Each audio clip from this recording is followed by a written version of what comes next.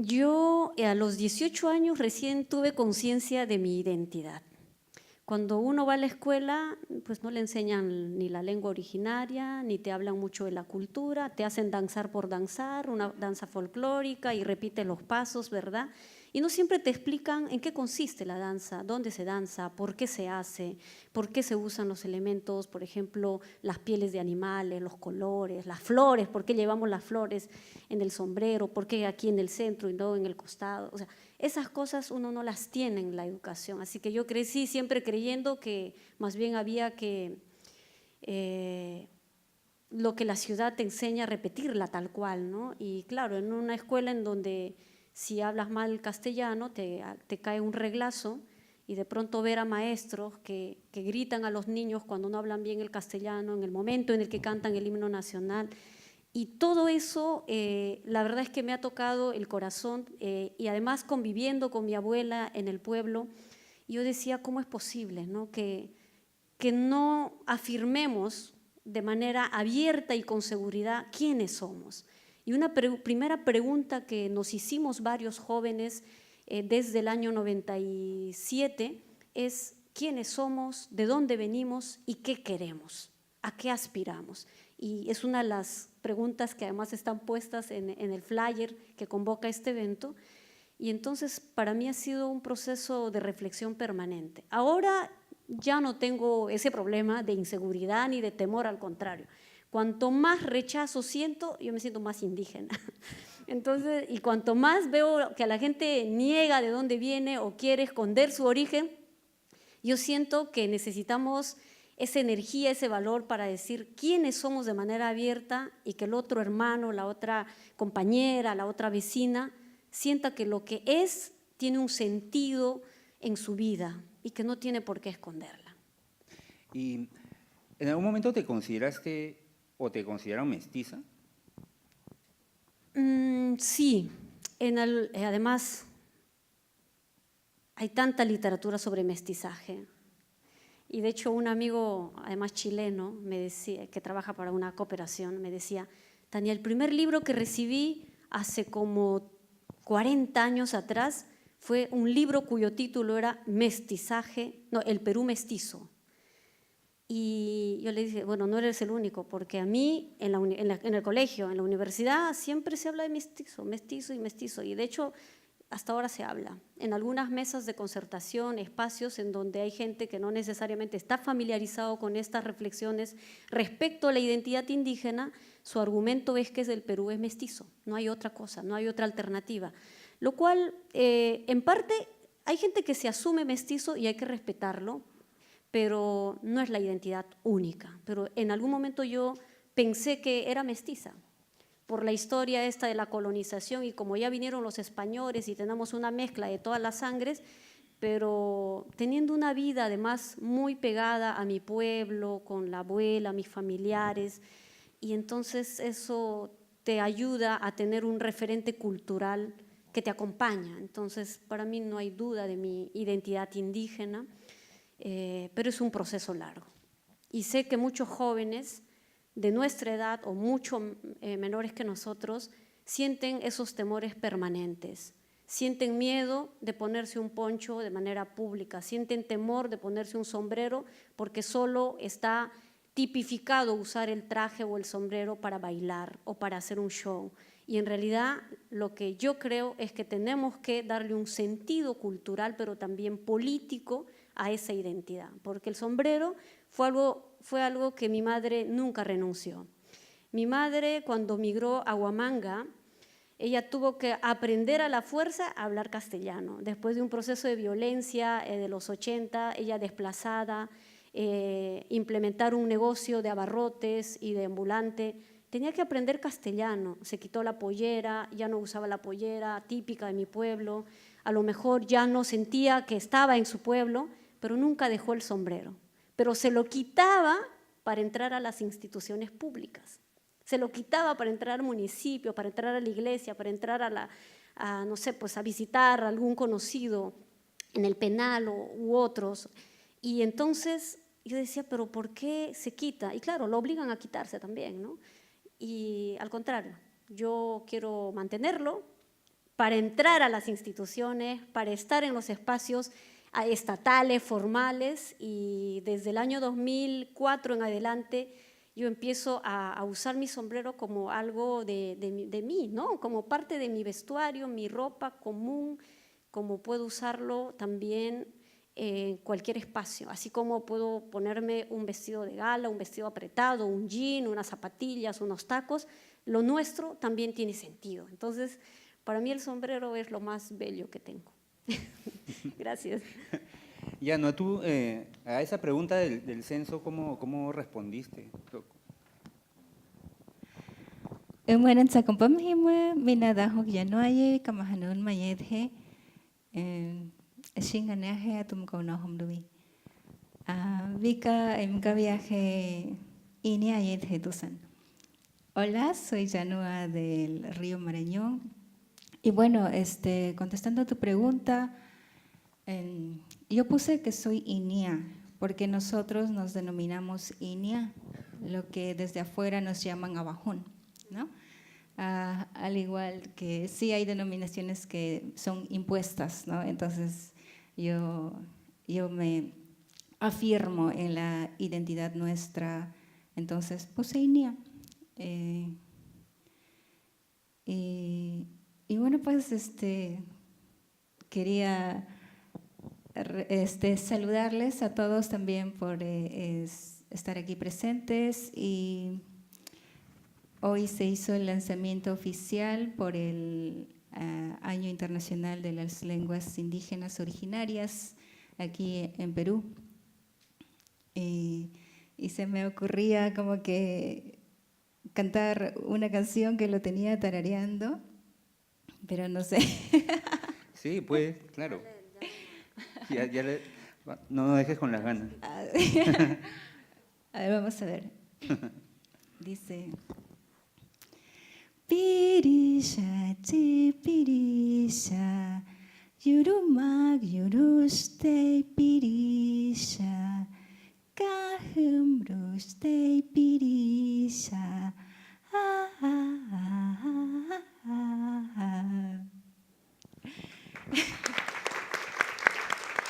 Nukuti es una canción en idioma shuar.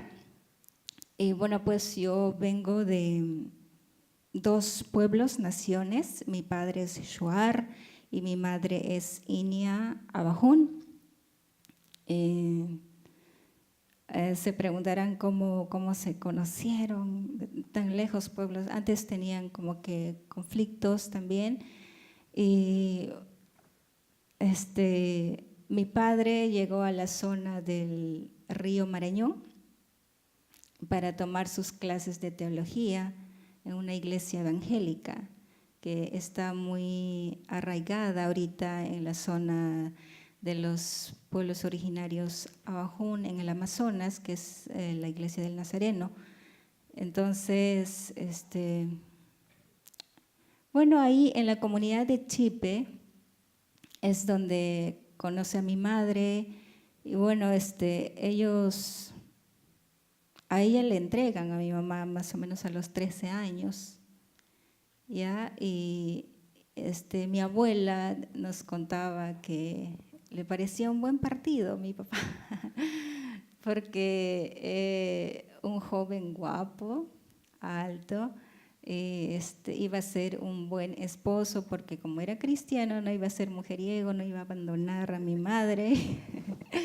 Con esa mentalidad, entonces le dijo: cásate con mi hija, y casaron a mi madre, ¿no? Y así fue que nacimos los 5 hermanos. Yo nací una madrugada lluviosa a orillas del río Marañón, en la comunidad de Chipe. Soy originaria, así sangre pura. Y bueno, como decía Tania, no tenía bien clara esto, lo de la identidad, también hasta que llegué a la universidad, ¿no? A los 18 años. Yo recuerdo que cuando entré a la escuela, a los 6 años, en una escuela monolingüe, recién aprendiendo el español a los 6 años. Entonces, me decían tonta, decían aguaruna en esa época, aguaruna sucia, no sabes, una cosa así, ¿no? Entonces, no entendía, porque desde la comunidad, o sea, nadie te habla así, entonces sales afuera y empiezan a atacarte. No les haces daño, sin embargo, te atacan de la nada, ¿no? Entonces, yo recuerdo que fue un golpe muy duro para mí. Y bueno, pues así fui creciendo. También recuerdo que cuando llegué al 6º grado, era muy estudiosa ya. Ocupé el primer puesto, pero sucedía que todos esos 5 años anteriores había una niña que ocupaba el primer puesto y la profesora como que no quiso darme solamente a mí el primer puesto, era como que, y sí o sí, como sea, arregló el puntaje para que la niña también ocupara el primer puesto. Vimos 2 puestos aquel año, recuerdo, y me preguntaba, wow. Entonces ahí como que fui sintiendo que ser originaria bajún era como una desventaja, ¿no? Recuerdo que a los 10 años me trajeron a Lima unos tíos y cuando escuché una de sus peleas, la ex tía era una chilena y decía, oye, indígena, indígena, que no sabe nada, ¿por qué no te vas a tu bosque? O sea, fue la primera vez que escuché expresiones así tan, ¿no? Y yo me preguntaba, pero si es un indígena, mi tío y todo eso, ¿qué hace casada con él, no? Y cosas de este tipo fui escuchando, y era como que con el tiempo, en algún momento quise tratar de mimetizarme, de esconderme para no sentirme discriminada, ¿no? Y fue así pues que llegando a la universidad es que empiezo a cuestionar, empiezo también a investigar más sobre mi cultura, sobre mi identidad, y llego a entender de la riqueza cultural de los pueblos, de mi pueblo, y allí voy afirmando mi identidad también, ¿no? Y bueno, ahorita me ven acá y puedo cantar, puedo expresarme ante todo el mundo en internet, mostrar mi lengua, mi cultura, todo. Quiero, no sé si nos puedes contar como brevemente, o sea, tu nombre es Yanua, pero en el DNI dice Lisette, ¿no? ¿Por qué pasa esto? Bueno, sucede que es una parte histórica. Antiguamente en los pueblos originarios no había el DNI, ¿no? No había el DNI. Entonces se tenían nombres originarios y se podía llamar un mun. Un mun le decimos a una persona que es sabia, adulta, sabio, sabia. Ikam, Putza, Utza, Hiukam, o Yumi, Nañaim, Yusa, ¿no? Así son nombres de la Amazonía, de animales o de árboles, de frutas. Y así era hasta que llegó pues, el Estado y su registro con la RENIEC. Entonces empieza a llamar a las personas y le dice, bueno, pues tienen que registrarse y ya ahora, tu nombre. Y recuerdo una escena donde mi padre dice, estaba con los jesuitas, me parece, y se va a hacer su colita para el registro y le dicen, ¿cuál es tu nombre? No, le habían puesto Roberto, dice Roberto, ya. ¿y tu apellido? No tengo apellido, ¿cómo hago para ponerme mi apellido? A ver, entonces piénsalo. Y dicen, bueno, Atamain era el nombre de su papá y Shunta del otro papá. Entonces, y así se puso, ¿no? Y así la historia de muchas personas y también hay historias donde han puesto mal el apellido, ¿no? O lo han puesto en español.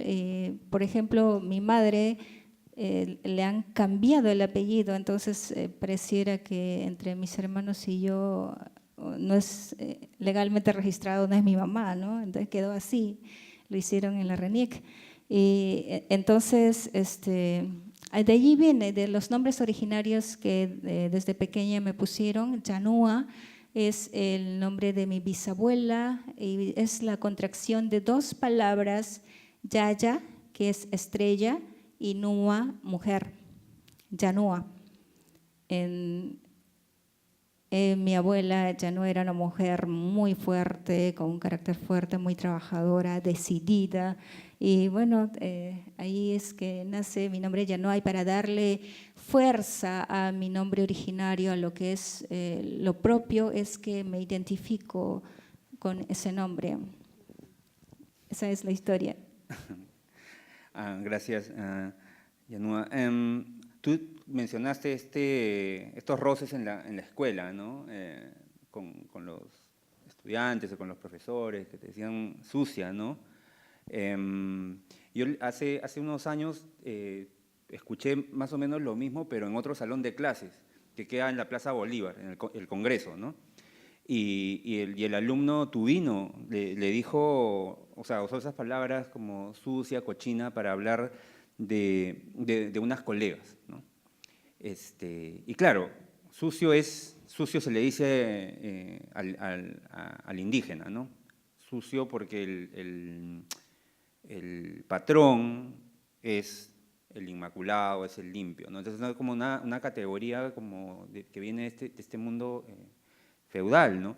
Ahora, yo quisiera preguntarte, Tania, ¿cómo es el intercambio y tu experiencia ya política en el Congreso, ¿no? Este salón de clases más grande, ¿no? Donde hay alumnitos pues, que ahí están haciendo chacota, ¿no? Yo recuerdo un pequeño intercambio en la Comisión de Pueblos Andinos, Amazónicos, donde el congresista Pedro Laechea, que además fue exministro, decía que los indígenas debían ser identificados mediante pruebas de ADN, ¿no? Y luego, claro, tú le respondiste, pero me acuerdo del lenguaje corporal, ¿no? Él, cuando tú le respondiste, no te daba la espalda, ¿no? Es más como se puso a hablar con un colega, ¿no? ¿Cómo es, ¿no? ser una congresista quechua en este congreso, 3 años antes del Bicentenario? 3 años antes de celebrar los 200 años de República.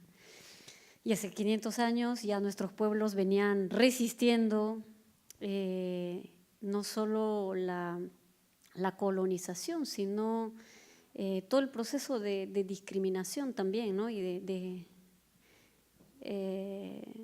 imposiciones de todo tipo. Yo creo que un salón de clases es mucho más productivo, divertido, de mutuo respeto, ¿verdad? Pero lo que tenemos ahora en el Parlamento creo que es en parte el reflejo de lo que aún tenemos como grandes desafíos de cambio y transformación que necesita este país. Yo, por mi experiencia, Marco, de estar en espacios internacionales desde que tengo 15 años de edad, siempre he estado con gente que es democrática, horizontal, respetuosa, con culturas del mundo. La vida a mí me ha permitido conocer pueblos indígenas del Asia, de Europa, de Estados Unidos, de América Latina, del Oriente, de todo el mundo. Y para mí cuanto más pueblo diverso conocía, para mí era algo tan impresionante porque eso fortalecía mi propia identidad, pero también de la necesidad de construir un país intercultural donde nos respetamos, nos valoramos y que la diferencia no sea siquiera sinónimo de desigualdad ni de exclusión. Y en el Parlamento, entonces, entrar después de mi experiencia en Naciones Unidas, en el espacio de la OEA, en Ginebra y en otros lados, hablando con gente, trabajando y aportando para que algunos instrumentos internacionales reflejen la aspiración de los pueblos indígenas, para mí era como, bueno, voy con fuerza y energía, ¿no? Además, a un Parlamento en donde sí necesitamos estar los indígenas. Pero cuando yo entro al Parlamento, para mí fue realmente muy chocante, y muy chocante en varios aspectos, ¿no? Y un primer aspecto que tiene que ver con nuestra identidad. En principio, con el antecedente de tener en este Parlamento anteriores hermanas indígenas como Paulina Arpasi, Hilaria Zupa, María Sumire, Claudia Coari, entre otras, como, sí, María Sumire también, y el congresista Nayab Aguajún. Entonces yo dije, bueno, ya el Parlamento está algo familiarizado, ¿no? de tener a indígenas en el Parlamento, pero también me imaginaba lo sufrible que debe ser enfrentar aquel que no te entiende, no te comprende, y cuando yo veía en los debates, en las pantallas de televisión, a una Marta Hildebrand prohibiendo, diciendo que el quechua no tenía sentido y que había que hablar en español y tal, yo decía, bueno, eso debe ser terrible, ¿no? Entonces yo dije, ya habrá cambiado, ¿no? Ya han pasado años, además yo soy diríamos, de una generación que afortunadamente tuvo educación. Y digo afortunadamente porque la educación para los pueblos indígenas es todavía un privilegio. Hay hermanos indígenas que no llegan a concluir la universidad, a tener siquiera una especialidad. Sin embargo, hoy es, digamos, una aspiración permanente, y conozco indígenas que tienen nivel de doctorado y demás, ¿no? Y decía yo que fue chocante para mí porque la gente creía que yo no era congresista, desde la entrada del primer portón al Congreso.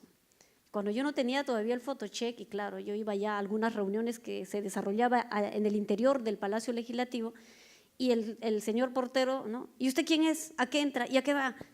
Y no sabía si decirle que era congresista o no, ¿no? Primero porque su trato fue tan agresivo. Yo digo, bueno, si le digo que soy congresista no me va a creer, o tal vez me va a tratar peor, o si le digo que soy una ciudadana que quiere entrar. La verdad es que ese día me sentí, yo digo, si tratan así a cualquier ciudadano, Dios mío, qué terrible, ¿no? Y le dije, mire señor, yo soy congresista por Ayacucho y hay un evento de la Comisión de la Mujer y me gustaría pasar. Así, y su credencial, bueno, como usted sabe, todavía no nos entregan la credencial, pero no podría mentir con algo que, digamos, o sea, no me voy a hacer pasar por congresista, ¿no? Pero la verdad es que fue algo tan terrible, la primera puerta y luego la segunda, porque hay una segunda puerta en el Palacio Legislativo. ¿Y a dónde va? ¿Y quién es usted? Y tal. Y nuevamente el mismo dilema, ¿no? Y luego adentro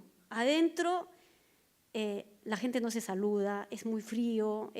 Nosotros desde la comunidad, y Yanúa seguramente esto lo vive permanentemente, estoy segura en la sala muchos, nosotros nos saludamos. Buenos días, ¿cómo está? Hola, ¿qué tal? ¿No? Al menos. El Congreso es realmente un tanto frío, y no quisiera rajar más, pero es que la gente es fría y claro, yo saludando a todo, señor, ¿cómo está? No me importa si es portero, no importa si es un trabajador de despacho o de comisión o si es una persona que hace limpieza en el Parlamento, pero a mí me parece que el saludo es fundamental. Y en esos primeros días y meses yo sentía que no había ese ambiente. Y es algo, digamos, mucho más personal, ¿no? Porque no es político este tema, aunque podría serlo, pero ya cuando uno da la mirada a otros colegas que tampoco imparten respeto ni saludo, pues ese es el Congreso que tenemos, ¿no? Finalmente, donde la gente cree que ser congresista es lo más superior y lo más alto de los cargos y un poco más si le tiendes alfombra, pero es la persona quien se siente inferior el que te tiene que saludar y no tú a tus compoblanos, a tus vecinos o a quien está en la misma institución que tú. todo eso para mí, después de venir, de aprender con mujeres muy sabias, las mujeres mayas de Guatemala, mi propia abuela, recordando a mi madre y a todos, para mí realmente fue muy, por parte muy dolorosa, ¿no? Porque tú dices, bueno, estoy en este espacio para hacer un trabajo político, para hacer que esto cambie, ¿no? Y tenía un sentido estar ahí. Pero ya después con estos temas como el del señor Olaichea, el congresista que plantea que hay que hacernos un ADN para determinar si eres o no un indígena, ya me parecía realmente un retroceso total en el ámbito académico, jurídico y todo lo que uno pueda comprender de alguien que es empresario, que tiene los títulos. No se lo dije, pero dije, congresista, no es posible que usted plantee hacerse la prueba de ADN.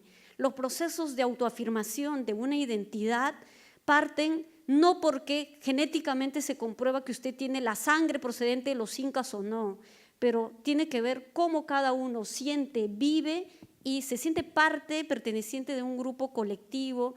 Y esa experiencia, así sea pequeñita, de tener un abuelo que aunque no esté en vida, pero que te dejó un legado, esa es parte de tu identidad y no se puede anular y te acompaña toda la vida. O sea, que no lo reconozcas, que no lo afirmes, que lo niegues es otro tema, ¿no? ¿Verdad?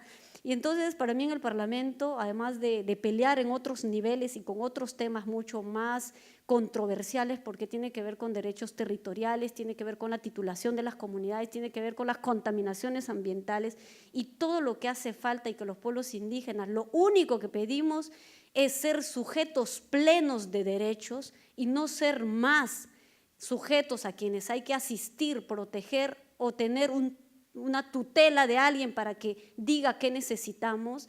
A mí me parece que es algo que tenemos como desafío las nuevas generaciones, que a diferencia de nuestros padres y nuestros abuelos, tenemos la oportunidad de ir a la universidad. Los que no quieren ir porque les da flojera es otra cosa, ¿verdad? Pero en el caso de los pueblos indígenas todavía hay barreras de carácter económico, de carácter cultural, y esa la tenemos que superar. Y hay algo en el que me llamaba la atención de la manera como los padres de Yanuma establecen una relación, digamos, de pareja y luego familia, ¿no? Yo después de 12 años de que mi madre ya no estuviera con nosotros, mi madre falleció el año 2005, recién supe que mi madre se habría casado a los 16 años con mi papá.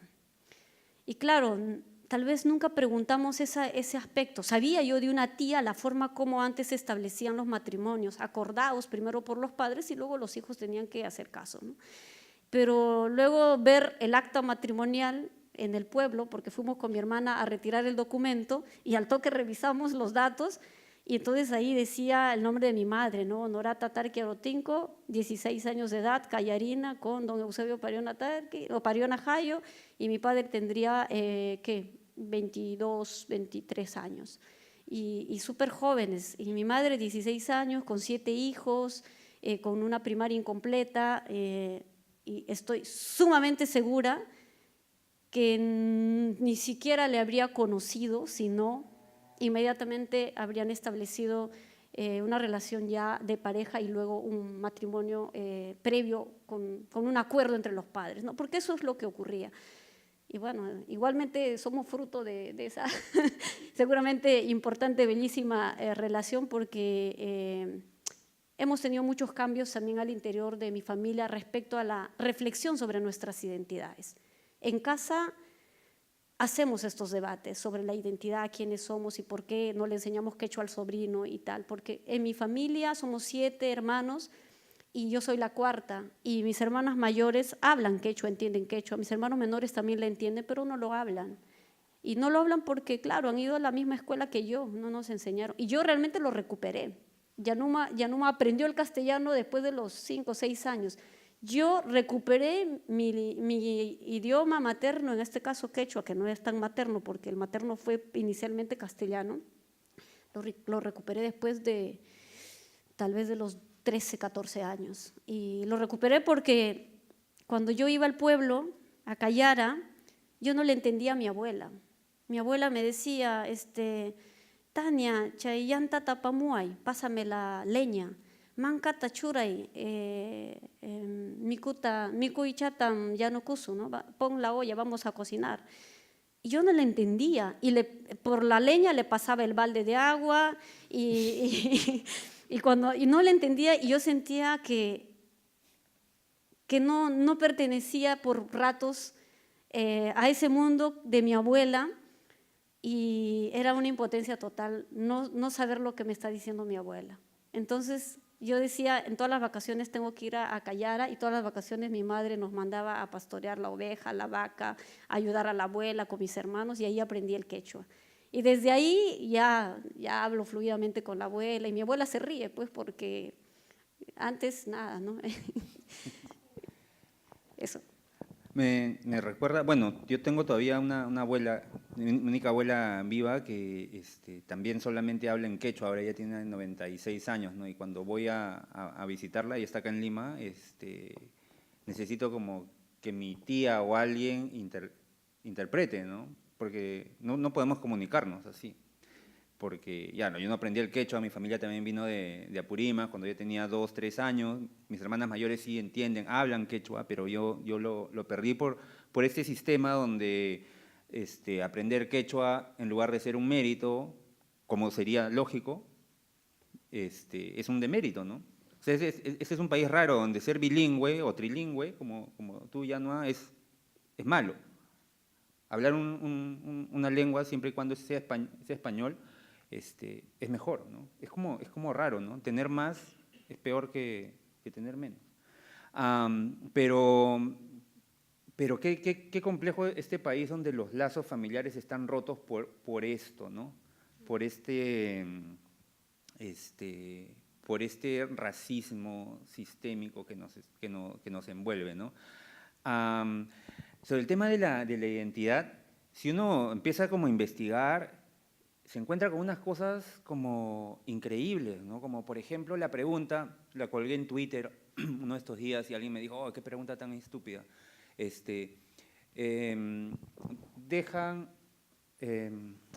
Un indígena deja de ser indígena cuando va a la universidad, ¿no? Cuando hace una maestría o un doctorado. En estos términos, por ejemplo, se planteó en un momento el caso de Walter Adubiri, ¿no? Que estaba siendo procesado por violencia luego del Aymarazo, ¿no? Un juicio que duró 7 años, pero digamos que entre fiscales y abogados hubo este debate, ¿no? Entonces Adubiri, que tenía maestría y estudio de doctorado, según si no recuerdo mal, el fiscal, o una de las personas ahí, como ya tenía esos títulos y entendía las normas, ya no era indígena, ¿no? ¿Tú has dejado de ser indígena ya no cuando fuiste a la universidad? ¿Cómo fue tu caso? Bueno, más bien me ayudó a reafirmar mi identidad. Sí, porque crecer en medio de la iglesia donde te dicen que, por ejemplo, básicamente tomarte un masato es malo, o la ayahuasca, el toé son malos. Que básicamente todo lo que hace tu pueblo, como pueblo originario, cada práctica, conocimiento, son malos. O sea, era como que un desencuentro total, ¿no? Me sentía súper mal de ser quien era como originaria.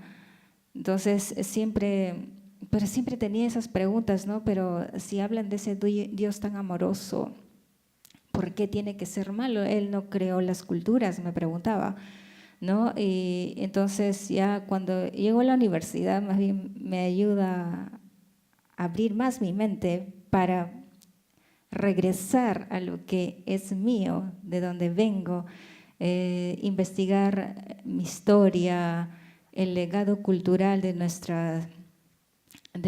nuestras familias.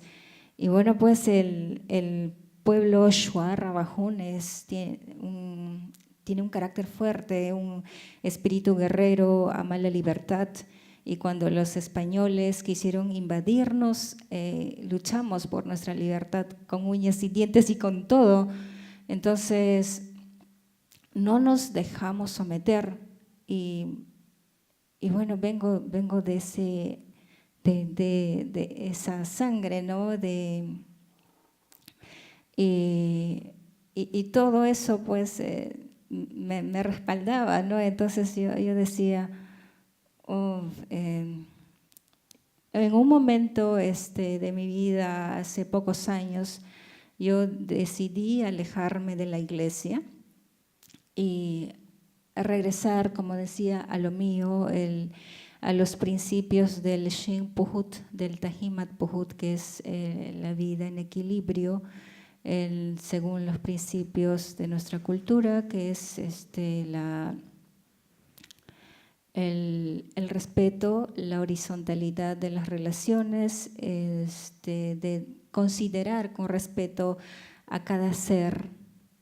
Por eso las plantas son seres, tienen vida y se las respeta al igual que los animales, el río, las montañas, son seres, tienen vida, son llenas de energía. De allí viene el respeto, no es simplemente de que, bueno, es así porque es así, ¿no? Entonces, y así, o sea, la universidad a mí me ayudó muchísimo a valorar lo que es mío, ¿no? Pero he visto casos de gente originaria, aún en mi propia cultura, que se van a la universidad y abrazan el mundo occidental en su totalidad, diría, ¿no? Y están buscando allí, se vuelven profesionales y viven allí buscando un espacio en el sector público para ser admitidos o en las ONGs. Y pierden ese criterio y hablan inclusive mucho de autonomía y todo eso, pero ¿qué es autonomía en sí, no?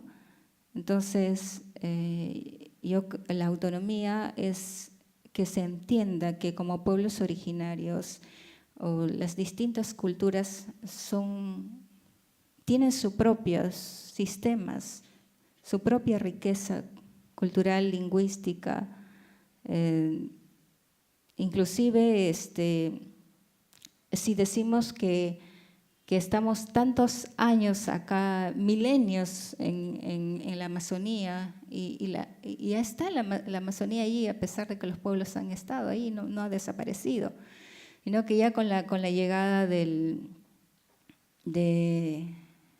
cuando llegan los de afuera, los externos, empiezan a invadirnos, ¿no?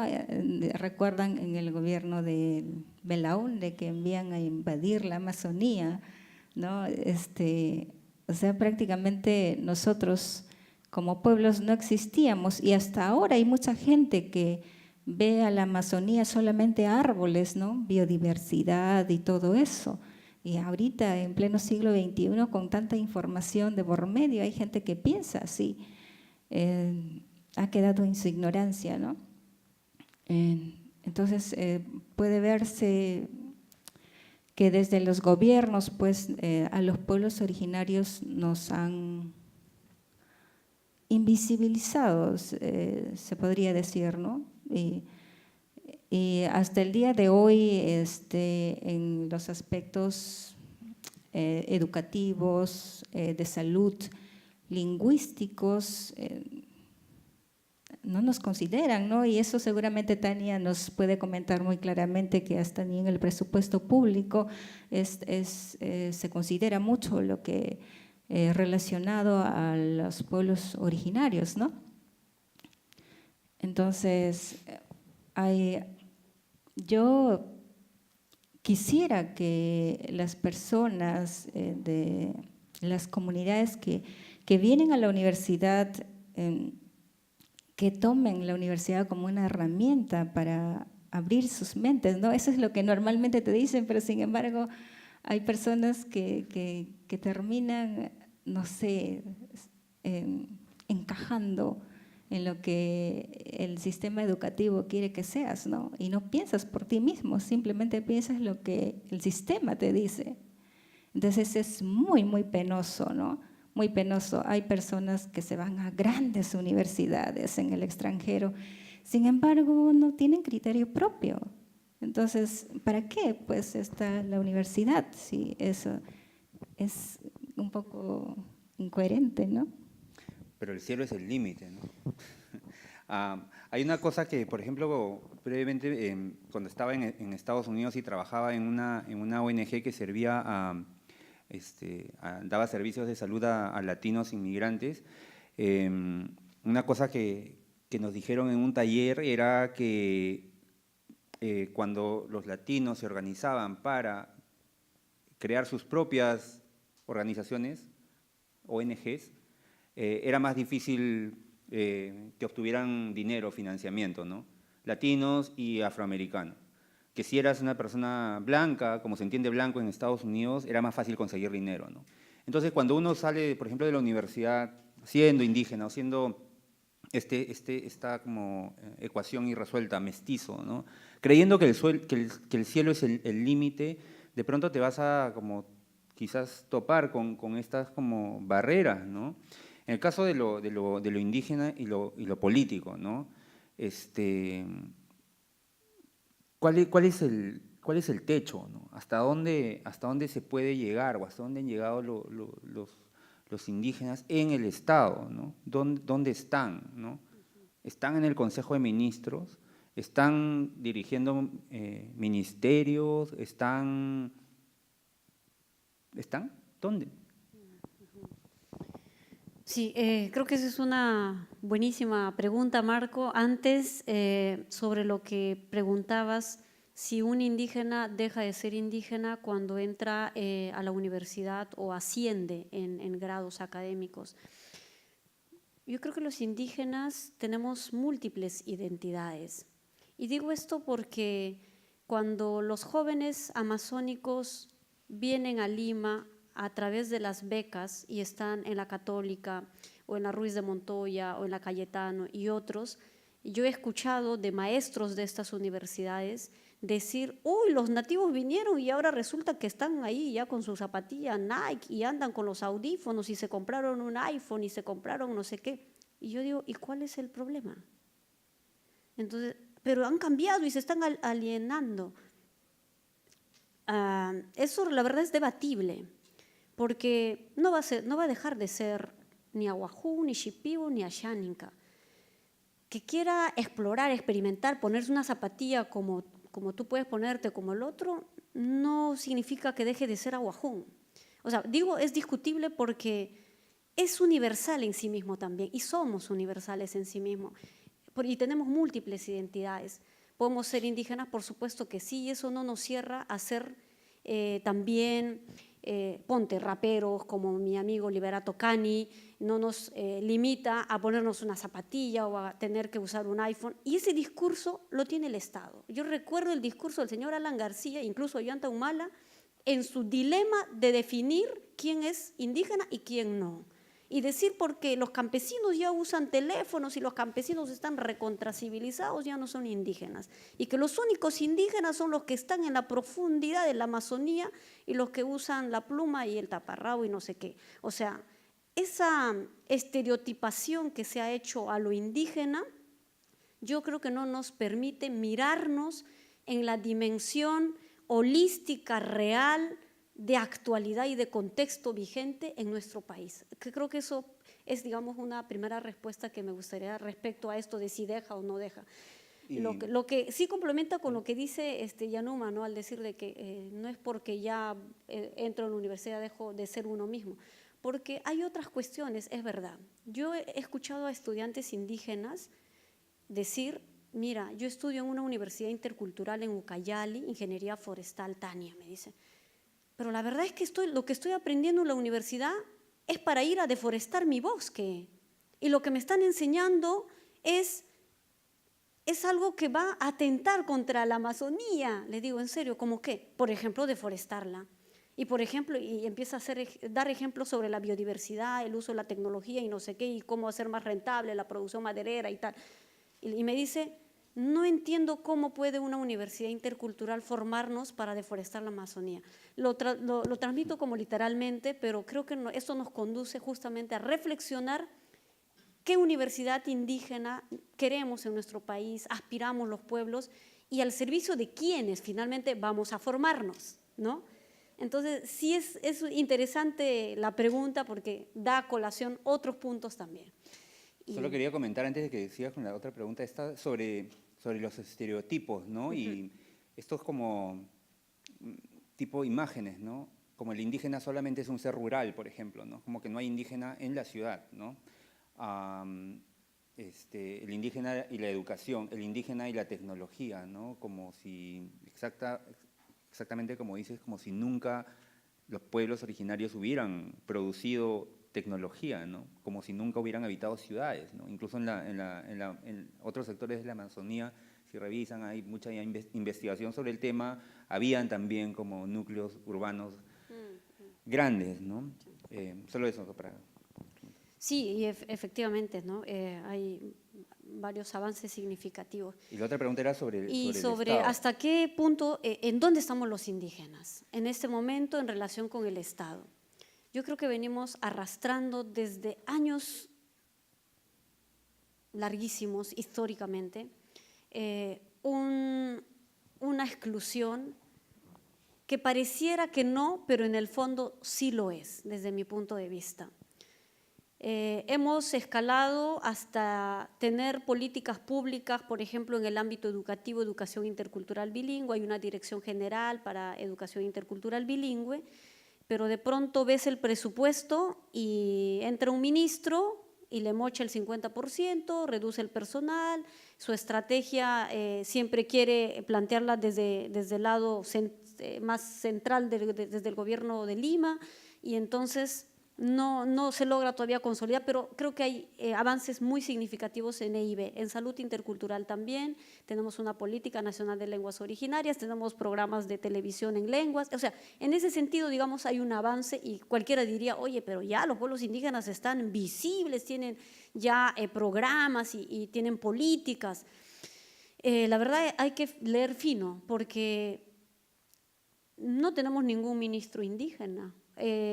Tal vez, aunque no se afirma necesariamente como indígena, el ministro de Cultura, quechua hablante, cusqueño, que creo que él no tendría problema de decir, oye, yo sí soy, pertenezco a un pueblo indígena, originario, pero después de él no se me viene a la mente alguien más. Y si uno hace un recuento de cuántos ministros y de qué procedencias, no necesariamente por lo menos indígenas afirmados y en coherencia con la aspiración de los pueblos indígenas, que puede tener la facción, para aquellos que creen que hay una facción determinada o su procedencia provinciana, puede ser, ¿verdad? Pero no necesariamente desde la visión que tenemos y que hemos venido construyendo a lo largo de la historia en los indígenas.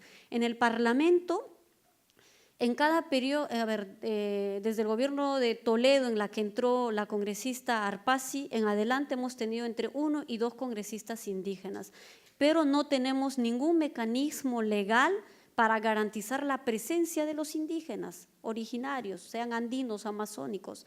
La cuota indígena solo es funcional para gobiernos, en este caso gobierno local, regional, para consejeros regionales, pero el criterio también en realidad es insuficiente, la aplicación tiene varios vacíos ahí y nosotros creemos que no necesitamos cuotas porque yo creo que el 25% de población que después del censo de 2017 ha quedado reflejado en que los peruanos se autodefinen como parte de un pueblo originario, ameritamos algunos distritos electorales indígenas que nos permita tener mayor representación en el Parlamento, ser también actores políticos dentro de los poderes del Estado, legislativo, judicial, ejecutivo. Y en el ejecutivo de verdad ojalá tuviéramos en adelante una ministra, un ministro, un director también pensando en línea con los pueblos indígenas.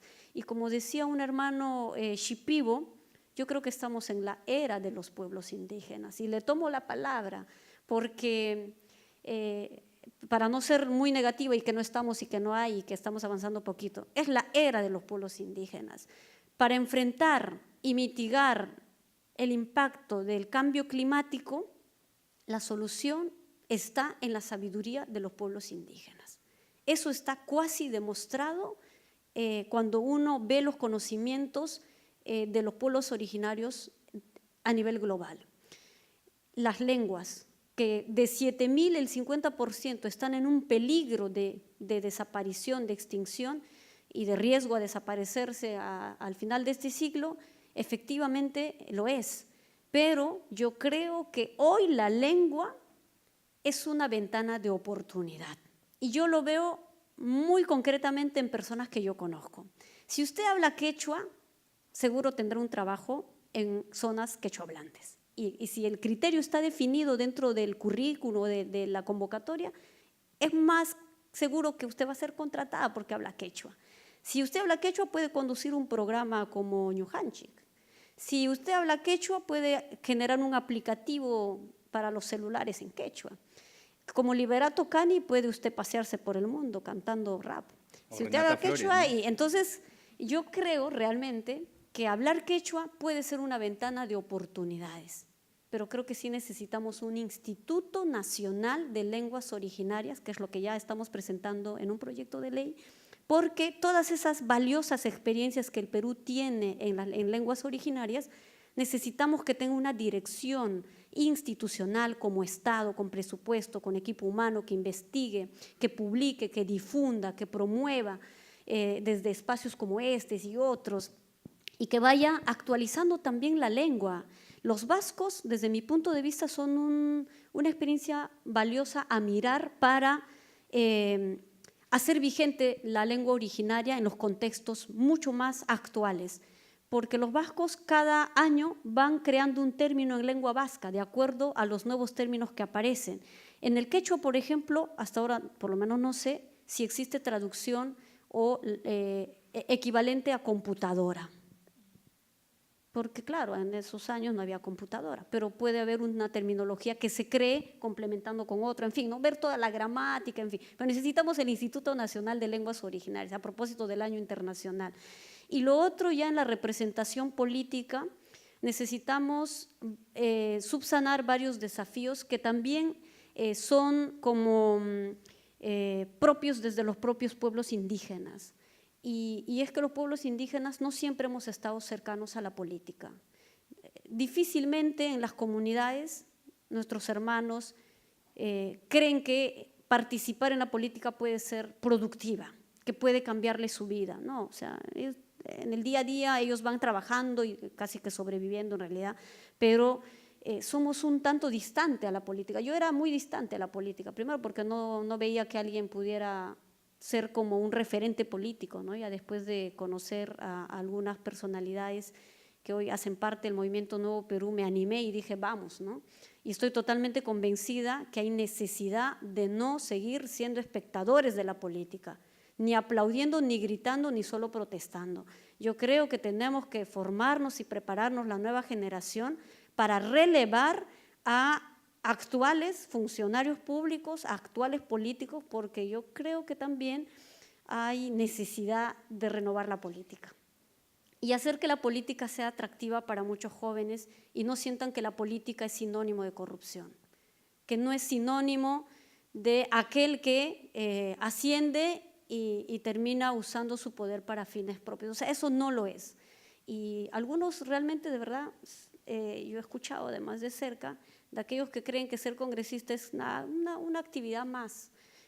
Bueno, yo dentro de mí decía, bueno, hermano, si usted quiere ser empresario, y le tomo la palabra a Pepe Mujica, si usted quiere ser empresario y ser rico en este país, no se meta en política, porque le hace daño al país. Los políticos nos debemos a esa gente que confía en tu mística, en tu principio, en las cosas buenas que quieres dar de ti como una opción de vida y no como una oportunidad ni un oportunismo, ¿no? Entonces, los indígenas actualmente, en conclusión, todavía tenemos grandes desafíos para que en adelante, como dice nuestro hermano Shipibo, seamos pues la era, ¿no? La era de los pueblos indígenas, en donde lo que somos, lo que sabemos, lo que tenemos, puede estar también siendo parte de la política integral de este país, con nosotros, no sin nosotros, o sea, con nosotros dentro, y no como un favor, sino como un derecho propio, ¿no? Un par de cositas antes. Vamos a pasar unos papelitos para los que quieren hacer preguntas. Ya, ahí Zoraida tiene los papelitos, pueden hacer las preguntas. Y Tania mencioné una estadística, ¿no? A raíz del último censo, sí, el 25% de los peruanos se autoidentifican con alguna nación o comunidad originaria. Y lo que quería era como, esto puede ser como un poco simplista, pero por ejemplo estamos cada vez más viendo, por lo menos en ciertos círculos, como raro, por ejemplo, un panel o un espacio público donde solamente hay hombres, ¿no? Como estos, ya es una caricatura, ¿no? Pero ha sido real, ¿no? Como estos foros para hablar de temas de género de mujer, donde todos los ponentes son hombres, ¿no? O sea, eso ya nos hace ruido, ¿no? Sin embargo, no nos hace tanto ruido todavía ver espacios de discusión o incluso políticos donde no hay presencia indígena, ¿no? Eso no nos parece raro. Sin embargo, los indígenas son la cuarta, por lo menos autoidentificados como la cuarta parte de la población del Perú. Entonces la cuarta parte de todo teóricamente debería ser indígena, ¿no? Pero todavía no estamos ahí. Ahora, esta pregunta es, pero también, por ejemplo, las figuras indígenas visibles, políticas, ¿no? Son inmediatamente por estos mecanismos estructurales convertidos en demonios, ¿no? Como los líderes ambientales o figuras que aparecen como mismo Adubiri o el líder de Pizango, qué sé yo. Se aparecen estos líderes, inmediatamente el sistema los convierte como en demonios y nos persignamos y qué bien que se les esté procesando, ¿no? Y mi pregunta es si es que precisamente este sistema que no tiene espacio democrático para escuchar y entender y analizar el problema indígena, es el mismo sistema que precisamente crea estos demonios, ¿no? Porque todavía pensamos en algunos espacios como indígena con poder, qué miedo, ¿no?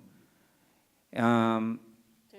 ¿Por qué ocurre eso? ¿Por qué indígena y poder es como que provoca a veces a algunas personas como correr, ¿no? Sálvese quien pueda. ¿Por qué pasa eso, no? Con poder. Supongo que, a ver, el Estado tendrá miedo de resarcir toda la deuda histórica que tiene con los pueblos originarios, ¿no?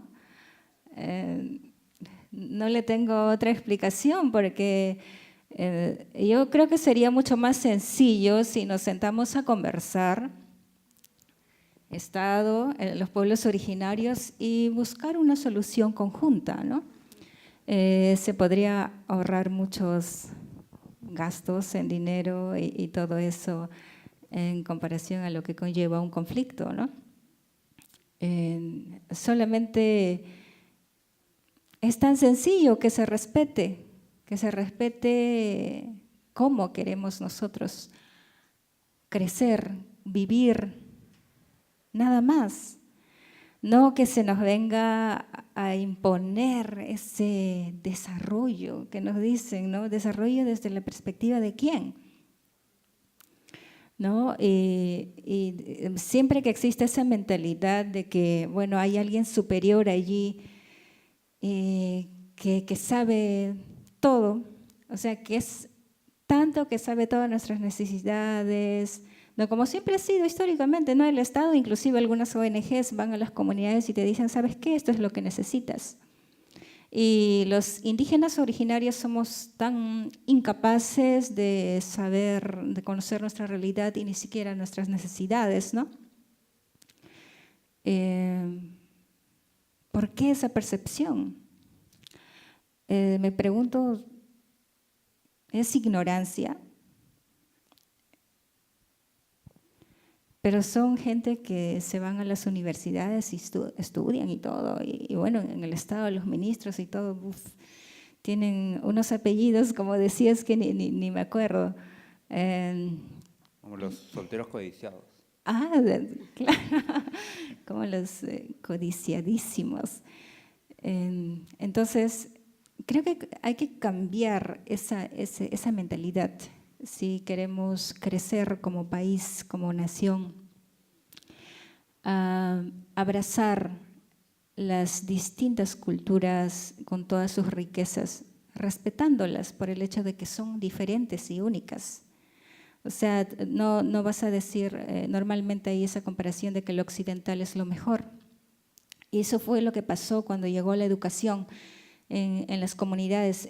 Dijo, educación aquí, este es el futuro, este es lo mejor.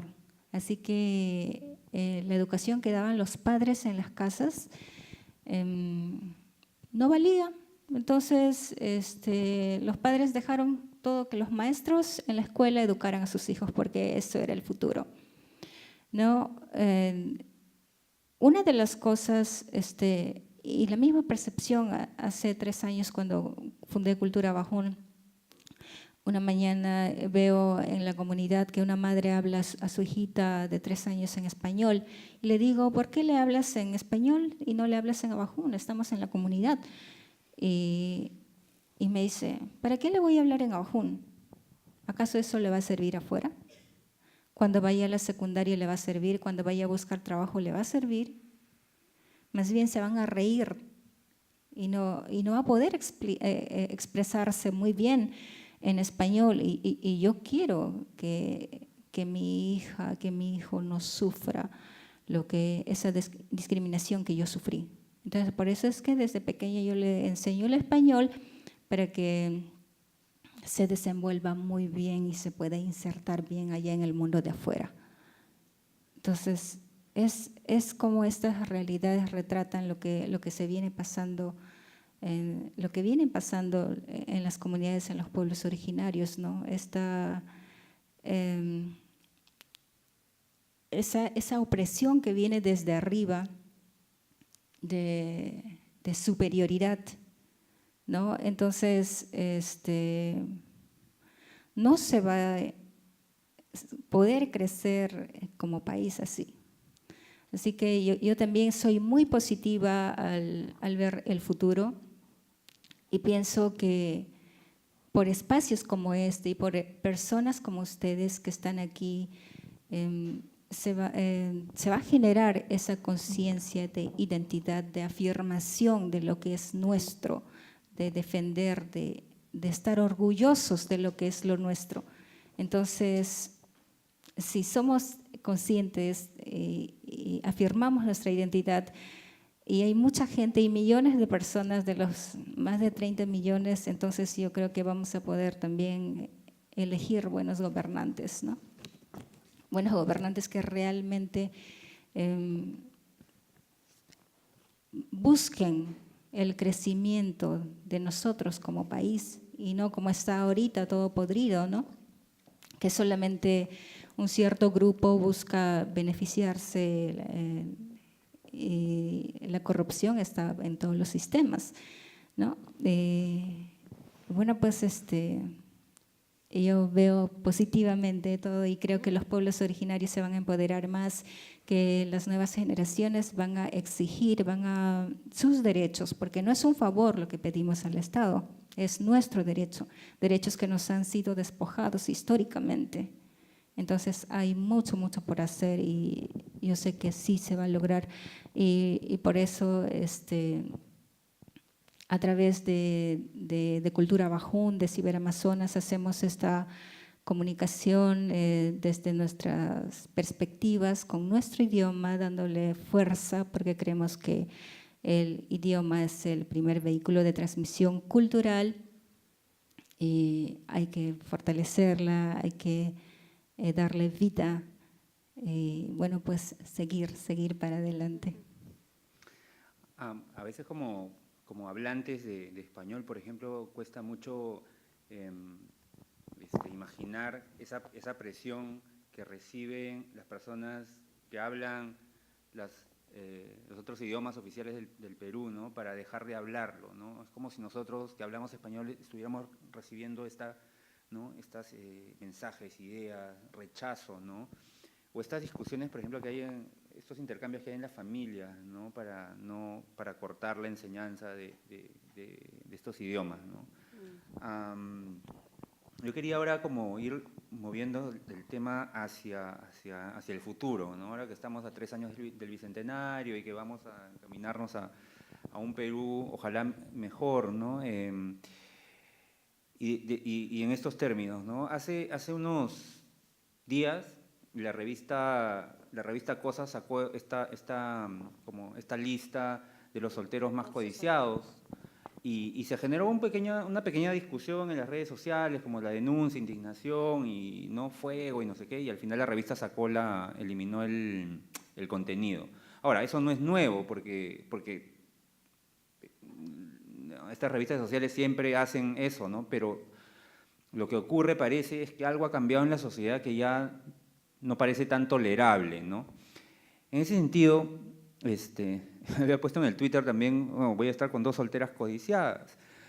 No sé el estado civil, pero la pregunta no va por ahí, sino por lo siguiente. Algo que me hizo notar leer a Carlos Macusaya, que es un como autor boliviano, era sobre la vigencia de la casta, como ¿no? esa institución colonial, ¿no? La sociedad de castas, ¿no? Blanco con blanco, y ¿no?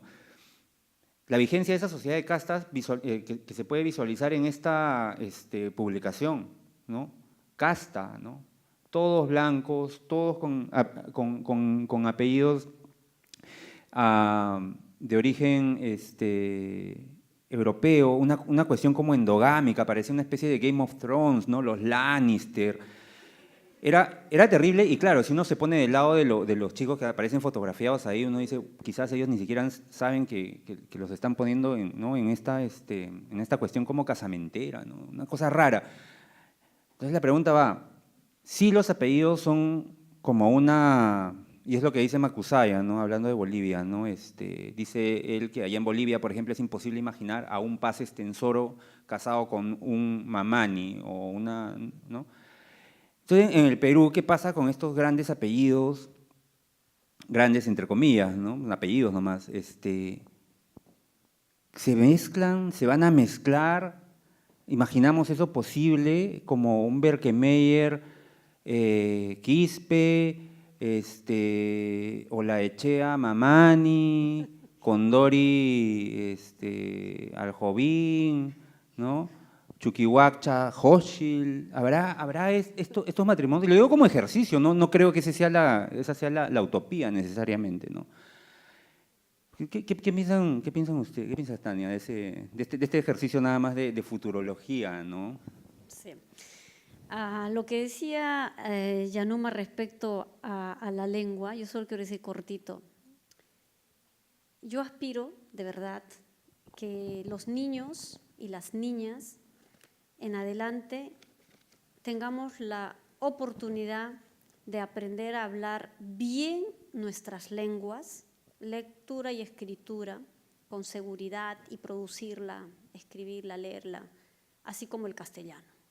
Y hablar bien el castellano. Porque luego cuando uno entra a la universidad, vive los problemas dentro de lo académico, para redactar, para comprender, para escribir, para inspirarse y luego decir lo que piensa, lo que siente. Y yo aspiro a que de verdad las niñas indígenas, quechuas, aymaras, amazónicas, campesinas, nativas, como la denominación que cada uno mejor aprecie expresarla, la forma, aprenda a hablar bien su lengua materna, así como el castellano. Y si la oportunidad crece un poquito más, tengamos la posibilidad de aprender el inglés, porque el inglés también es una ventana de oportunidades. Y yo desde mi experiencia personal sufro con el inglés, porque en el nivel de maestría, y aquí tengo una compañera, además de la maestría que llevo, para mí ha sido todo un reto. He tenido que usar desde traductor Google hasta amigos y amigas que leen y escriben en inglés para pedirles que me traduzcan una parte del texto porque me gustaría citar en mi trabajo de investigación. Eso es ser sujetos de derechos, además en un mundo tan intercultural y universal. Y respecto ya a lo de los indígenas, somos o podríamos ser codiciados, ¿no? O realmente somos o no.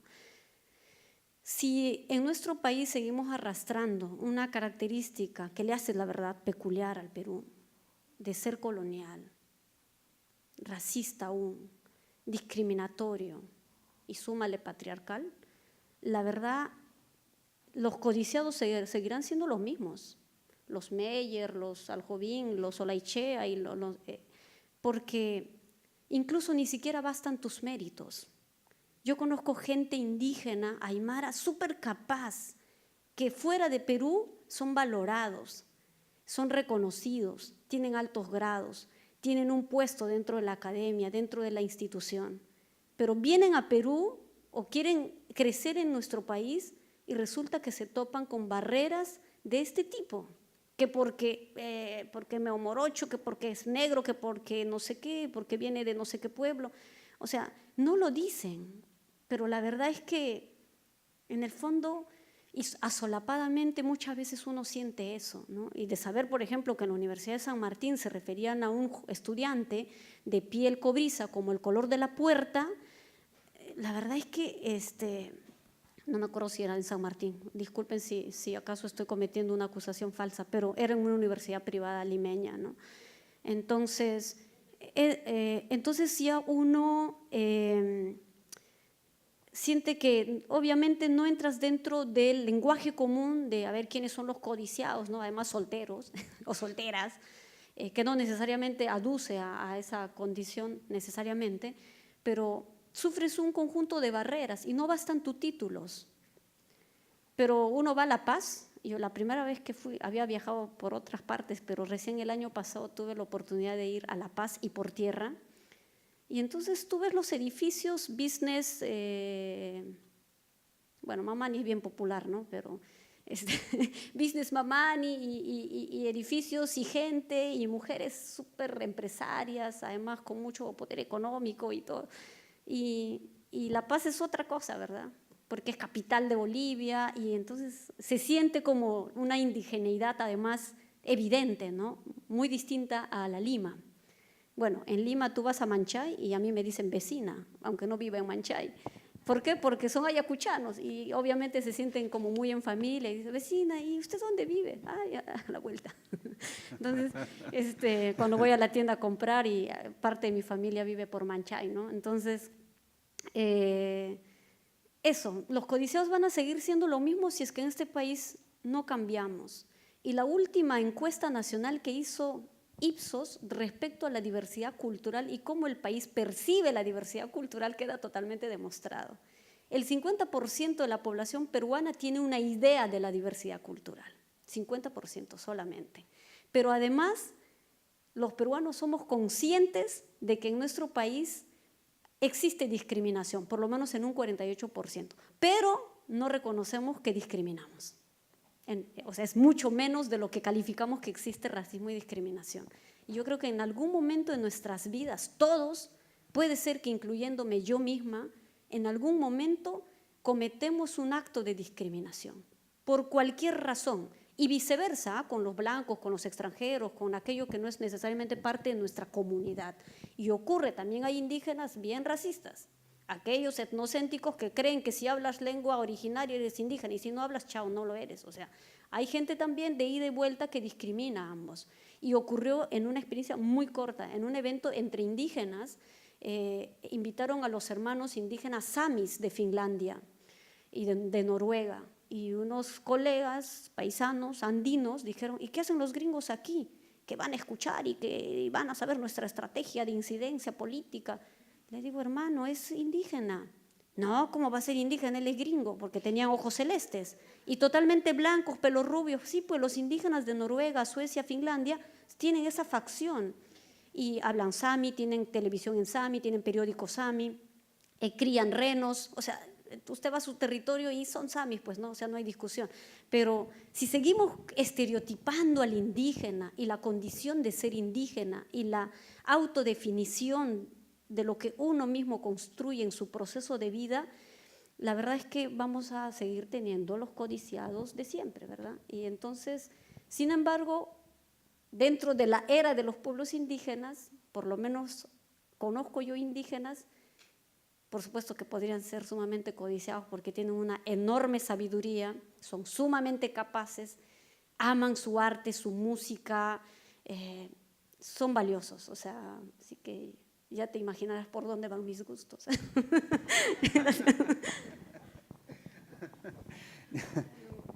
Bueno, yo creo que sí hay que cambiar bastante, ¿no? Comenzando desde el Estado, ¿no? Tenemos sí hay pequeños avances, ¿no? Hay programas en quechua, pero que ahora se transmiten también, ¿no?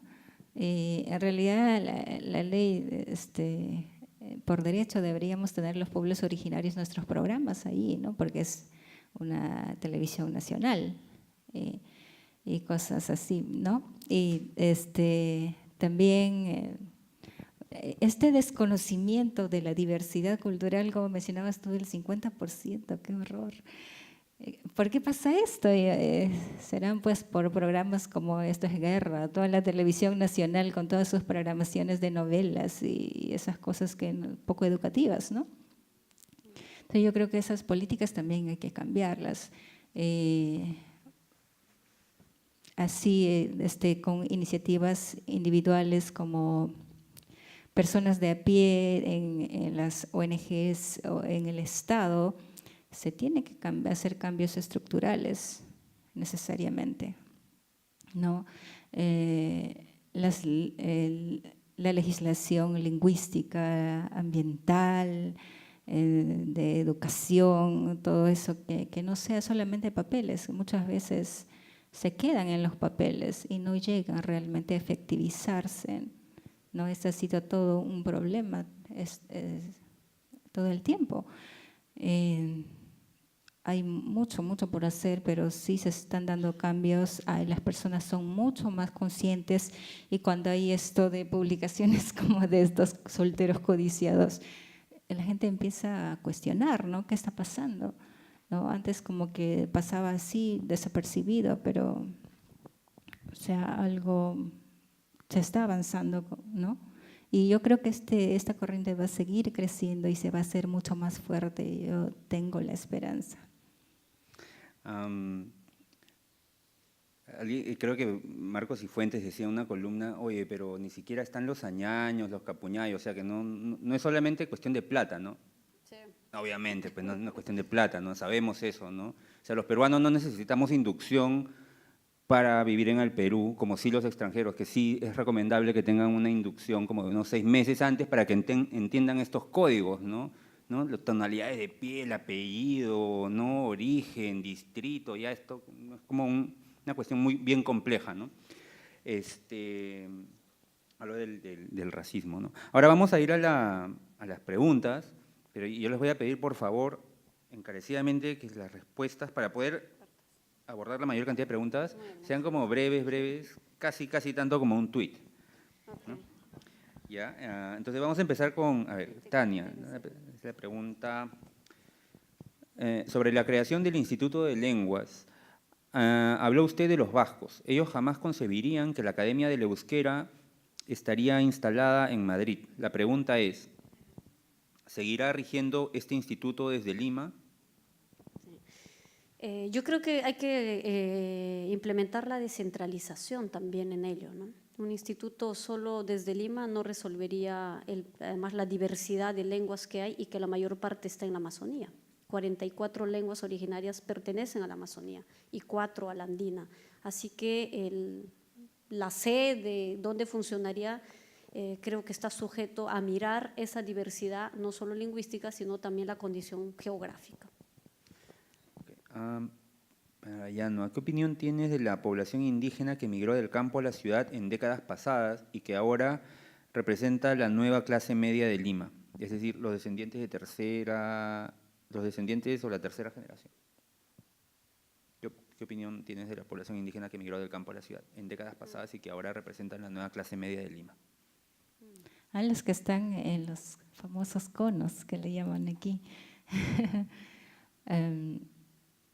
Me parece bien que se sigan empoderando en todos los niveles. Yo creo en la autonomía económica y bueno, pues que no olviden sus raíces, ¿no? Me da una pena que mucha gente intenta blanquearse, ¿no? Y cree que así va a encajar en esta sociedad. Pero O sea, jamás vas a dejar de ser quien eres realmente. Entonces es un autoengaño, ¿no? Creer que con el dinero te vas a blanquear.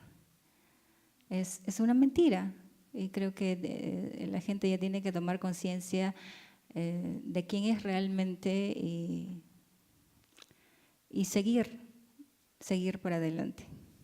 Ese 60% que en el último censo se autoidentificó como mestizo es como un gran misterio, ¿no? Porque si consideramos esta presión, ¿no?, ideológica hacia considerarnos todos como mestizos, ¿no? Todos somos mestizos ahí, ¿no? Ese casi eslogan. Entonces, me parece como que ese 60% es eso, ¿no? Una incógnita. ¿Cuántos podrían identificarse como indígenas si hubiera menos presión, ¿no?, hacia el mestizaje, hacia el blanqueamiento, ¿no? Pienso, ¿no?, para Tania, ¿cómo las instituciones continúan demonizando, condenando y esclavizando u oprimiendo a los pueblos indígenas? Sí. ¿Cómo las instituciones continúan demonizando, condenando y esclavizando u oprimiendo a los pueblos indígenas? ¿Cómo, no? Bueno, ahí las características pueden ser interpretados de varias formas, ¿no? Pero lo que nosotros transmitimos es que desde las instituciones necesitamos transversalizar también la interculturalidad. Podemos pensar en un programa dirigido para pueblos indígenas desde nuestra lógica, cuando puede ser un programa que contraviene con sus propios derechos.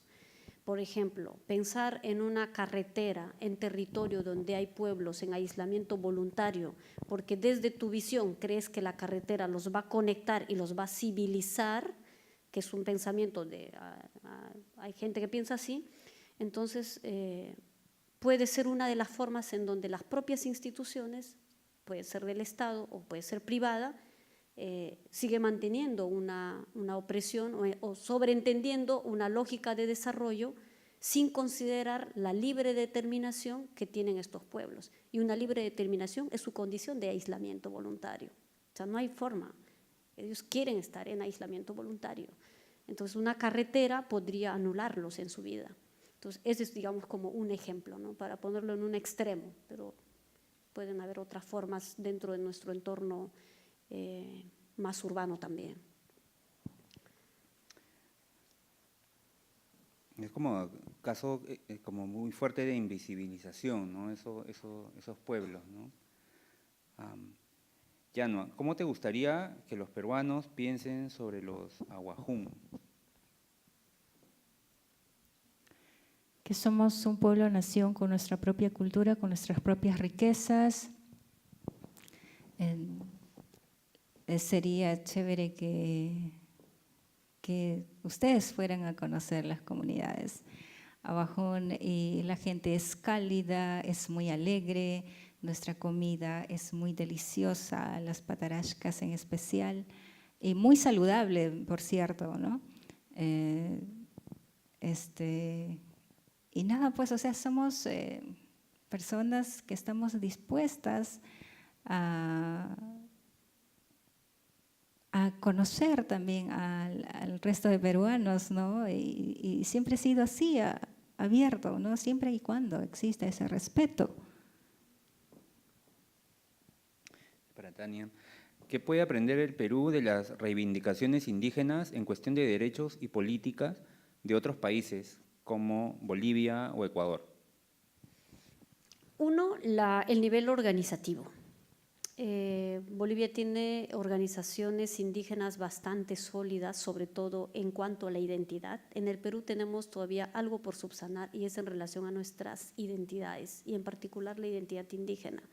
Y aquí parte porque todos también generemos esa reflexión, porque si hay gente que no se asume indígena, Marco, es porque tiene una comprensión o errada o no muy clara respecto a la terminología. Y ocurre en los propios indígenas, aquellos que dicen yo soy campesino, no soy indígena, ese término es indigente, yo no quiero seguir siendo indio, y entonces he ahí la confusión que los conduce a negar o a no querer ser indígena, ¿no? Pero cuando uno entiende, comprende y luego tiene su propio proceso, creo que es muy flexible. Pero uno es la organización. Bolivia y Ecuador tampoco son la panacea, ¿no? Yo he estado en Bolivia y conozco el proceso andino y amazónico. Y no porque sea un gobierno indígena, necesariamente garantiza que los indígenas estén bien. Y lo que estoy diciendo es, digamos, algo que yo leo, ¿no? Porque si el indígena no tiene pensamiento intercultural, inclusivo, democrático, con todas las diversidades indígenas y no indígenas, pues podría ser un indígena que gobierna solo para los indígenas y para un grupo de indígenas.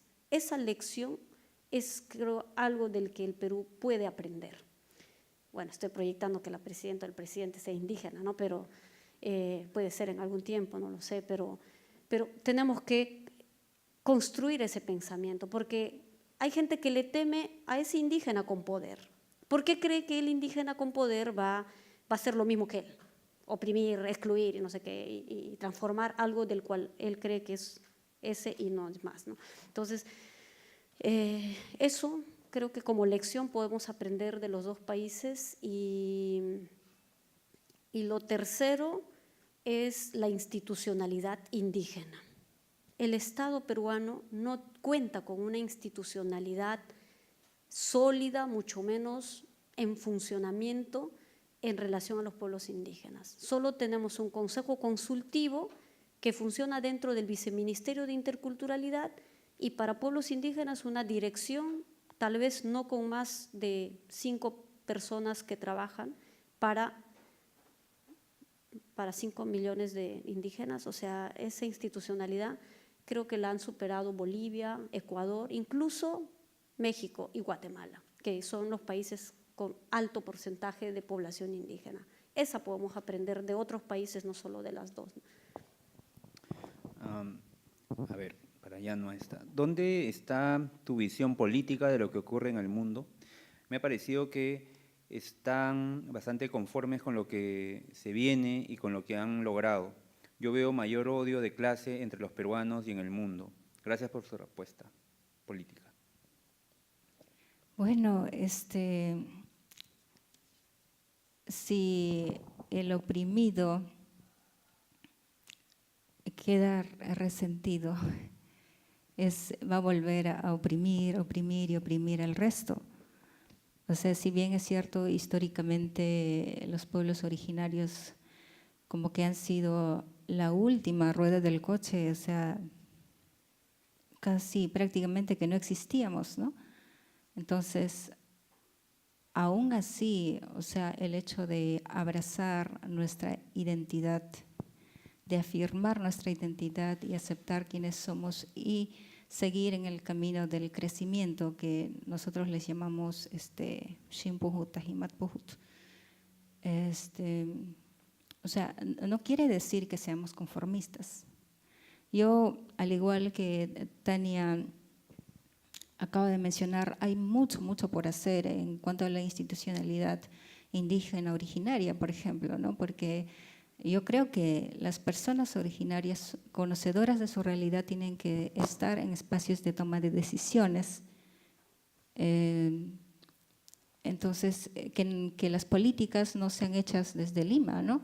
Que ni siquiera personas que no conocen la realidad de la Amazonía o de la zona andina establecen las políticas. No debería ser así. Y como decía, yo pienso que las personas, o sea, la mayoría de peruanos yo diría que son de sangre originaria, si se llega al poder, va a ser, se podrían establecer mejores políticas, ¿no? Pero personas que realmente sean conscientes también, porque pasa que podrían llegar personas originarias al poder y no identificarse con lo suyo, olvidarse, ¿no? Como muchas personas que nosotros hemos elegido, ¿no? Que va a favorecer al pueblo, pero llegan al poder y se olvidan, que es una práctica habitual. Entonces, yo creo que los originarios tenemos que abrazar nuestros principios y guiarnos desde esos principios, donde culturalmente en el Abajún, Inia Abajún, la palabra es ley, ¿no? Tú das la palabra y eso se cumplía. Pero últimamente no está pasando eso, se está perdiendo bastante eso, pero yo creo, y por esa esperanza es que vengo haciendo lo que hago, ¿no? De revitalizar la lengua y la cultura para fortalecer nuestra identidad. Por esa confianza que tengo y por cada una de las personas que piensan así y con eso se pueden generar cambios. No solamente esperar arriba en lo político, creo que cada uno de nosotros puede ir cambiando el mundo, ¿no? Con nuestras actitudes, con nuestras acciones. No solamente esperar, bueno, en el mundo hay tantas guerras, hay tantas diferencias, en el sistema judicial aquí mismo, el político está podrido, corrupto, ¿no? Pero ¿qué hacemos nosotros como personas? ¿Vamos a esperar que esto siga así? Yo creo que no. Y, a ver, para Tania, ¿encuentras puntos en común con la lucha antirracista afroperuana? Sí. El movimiento afroperuano e indígena, hace ya varios años, hemos confluido en una plataforma de lucha contra el racismo. Y es un punto, diríamos, que nos une, entre otros temas. Así como el pueblo afroperuano, los pueblos indígenas, somos los que, incluso estadísticamente, somos los que en todo caso estamos expuestos y sufrimos una forma o formas distintas de racismo y discriminación. Y el pueblo afroperuano en nuestro país ha sido realmente invisibilizado. Bueno, solo por mencionar, ni la constitución política actual los menciona. O sea, no existen los afros. Dentro de la Carta Magna, dentro de esa grande, la ley madre que algunos le dicen, o sea, no están los afros. Y venimos incluso trabajando de manera articulada en varios espacios junto con los hermanos afroperuanos, y el reconocimiento en términos de pueblo afroperuano me parece que les corresponde, y no solamente como población afro, porque la terminología pueblo y población es distinta. Desde mi punto de vista, son un pueblo. Y no es porque, bueno, algunos dicen, pero no, ellos no tenían territorio, ellos vienen de la ola migratoria, además traídos para fines de esclavitud y tal, y entonces son migrantes del África y tal.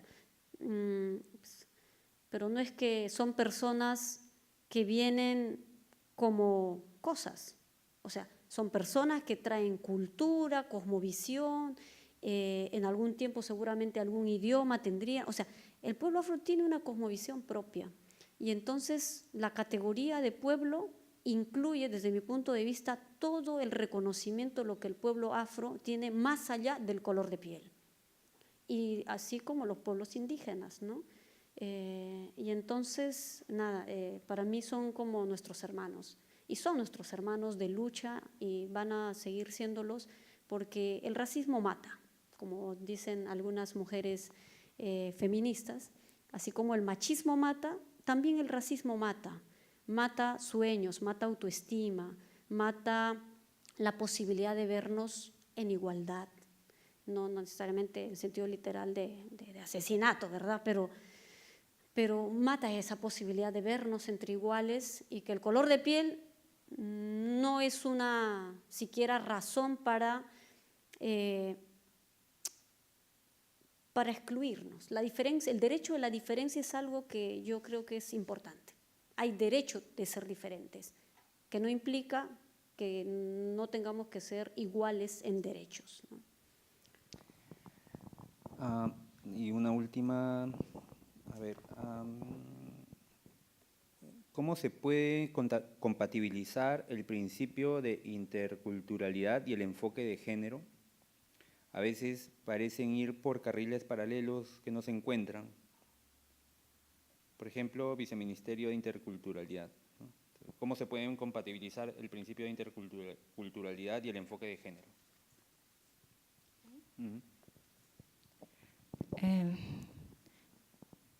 Nosotros hablamos de respeto en nuestra cultura. Entonces, respeto a cada ser,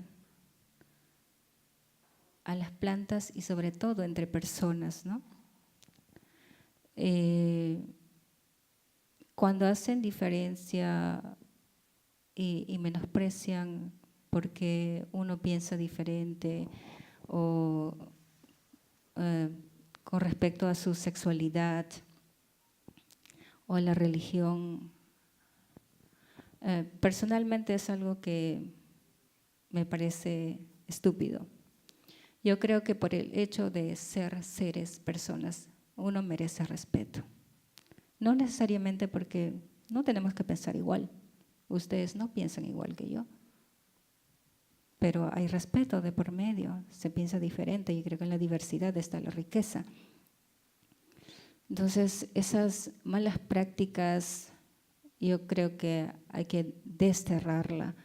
Y con respecto en el Viceministerio de Interculturalidad, si bien es cierto, el Ministerio de Cultura es el ente rector de los pueblos indígenas originarios.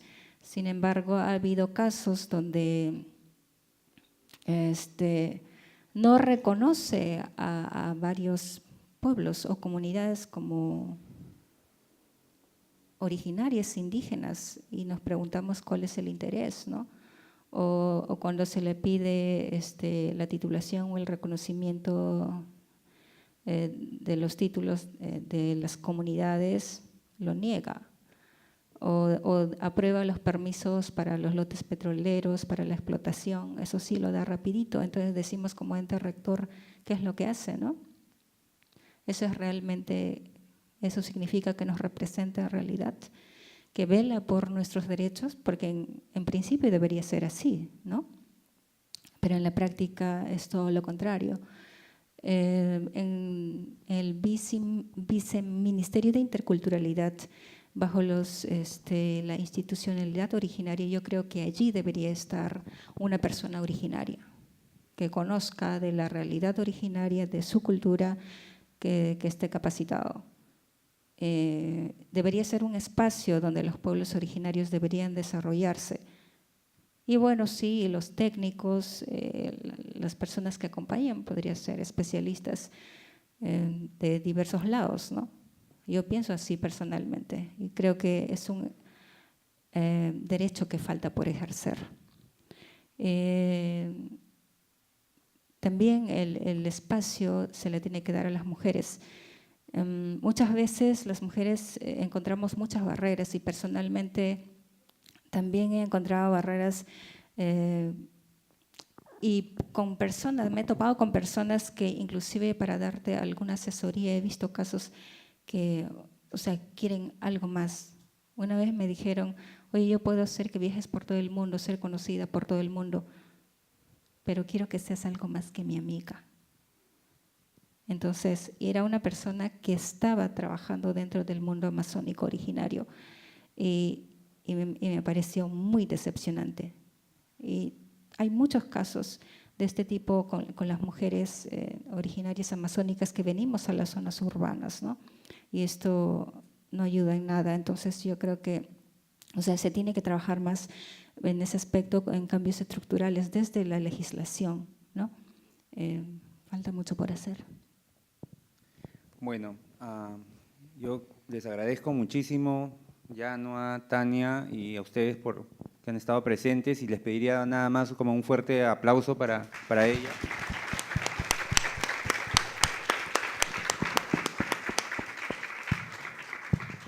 Y solo para cerrar, pues les recuerdo que la próxima semana ahí está la última charla con el congresista Alberto Belaunde y Javier Arnillas, y espero que esta conversación que se ha quedado corta definitivamente sea como para todos nosotros como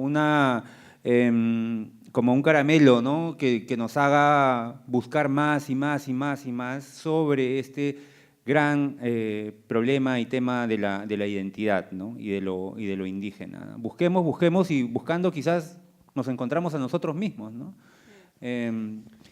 Marco, yo antes de irme, ¿no? Me gustaría quedarme con algo que iba pensando mientras Yanua relataba un poco cómo en el mundo amazónico las desigualdades de género son latentes, y ante la ola de violencia y de feminicidios diarios, o por lo menos cada 48 horas en este país nuestro se matan a las mujeres, hay la enorme necesidad de articular dos enfoques tan importantes como el de la interculturalidad y el enfoque de género.